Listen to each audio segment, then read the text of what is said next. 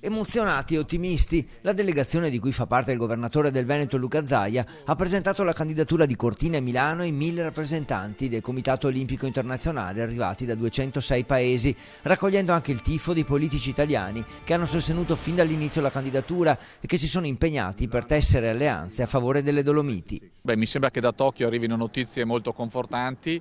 Questo a conferma che lo sport italiano è molto rispettato, che il Comitato Olimpico Nazionale è molto rispettato, che i membri italiani del CIO, a partire da Franco Carraro, hanno un grande seguito dentro il Comitato Olimpico Internazionale e soprattutto che la sfida italiana per le Olimpiadi può essere una sfida vincente. La candidatura di Stoccolma intanto sembra perdere consistenza, gli svedesi puntano su sostenibilità e ambiente ma c'è qualche scricchiolio, i veri sportivi però non sperano nei punti deboli dell'avversario. Io non so se sei indebolita, ma nello sport non si ragiona mai se gli altri sono deboli o se gli altri si infortunano o se gli altri non vanno bene, si ragiona su se stessi. Credo che Milano e Cortina e l'Italia abbiano tutte le caratteristiche per essere i migliori al mondo nell'organizzazione dei Giochi Olimpici invernali 2026.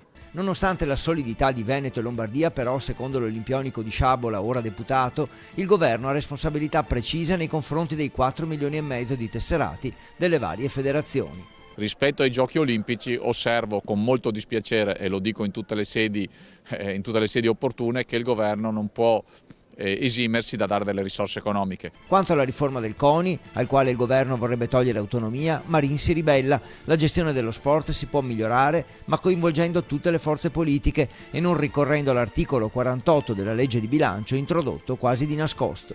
Non lo si fa sicuramente con l'articolo 48 della legge di bilancio. Una riforma ad hoc dello sport merita di essere fatta a viso aperto, non entrando a gamba tesa di notte. Dopodiché qualsiasi riforma dello sport secondo me deve garantire, anzi sono certo, l'indipendenza e l'autonomia dello sport italiano.